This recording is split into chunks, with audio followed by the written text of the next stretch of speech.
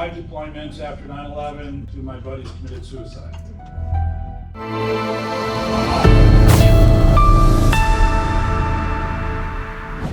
Hi, I'm Mark LaFlamme of Canines For Heroes. I'm here with Walker, the dog that was sponsored because of last year's golf tournament. We're speaking this year and showing off the dog.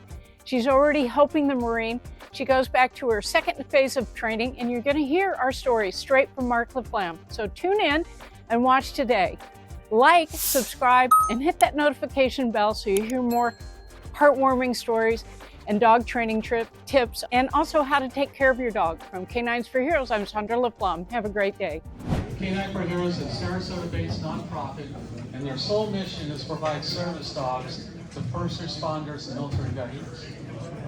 They've been in business for a few years. They've done a great job. Last year, through our golf tournament, we were able to fund 1 dog. This year, we're going to fund 2, probably 4 paws, a tail, and a little nose. So it's really great. Mark, you're CEO of Canines For Heroes. And Mark, briefly, how did you get started? Okay, I'm Air Force veteran, 5 deployments after 9/11. On my 3rd deployment coming back, 2 of my buddies committed suicide. And if you notice the numbers in the press, it's 10 to 20 veterans per day committing suicide. The VA is there, but they're not doing anything. Most of the veterans I'm talking to, they don't get much help at the VA.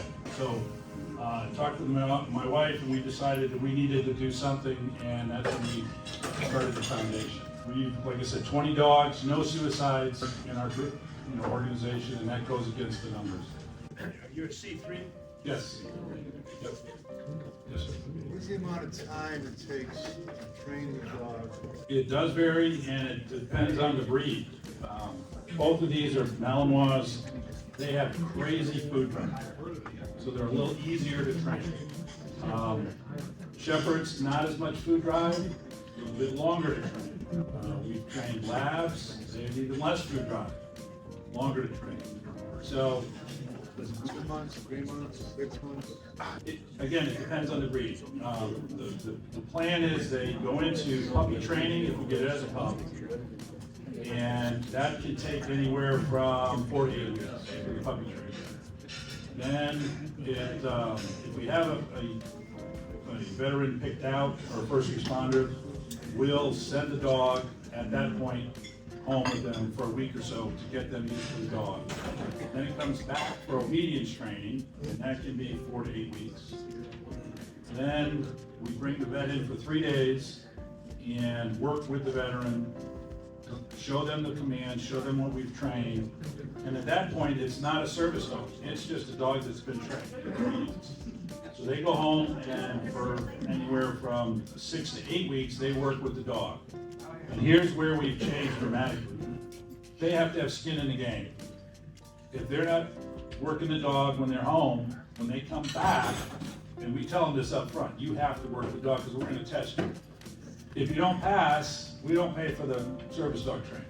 You have to get the dog back up to speed, and then we'll bring it back in. And that's made a dramatic change in how the dogs are being worked. So that's why we started it.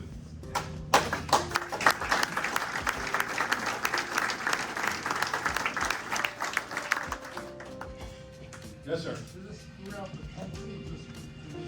We started out national, and then after a year or 2, we brought it to local. It's all based on funding. If we have money in the bank, we get a dog and train it and get it out to a vet. We have a waiting list of 50 veterans and first responders, and it grows every week. Not to badmouth organizations out there, but there's a lot of organizations that have $200-300 million in the bank, and that's not helping veterans. That's helping them.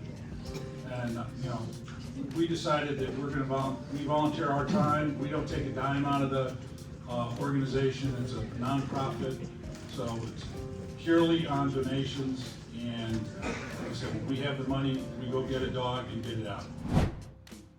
Walker, come. Good. Walker down.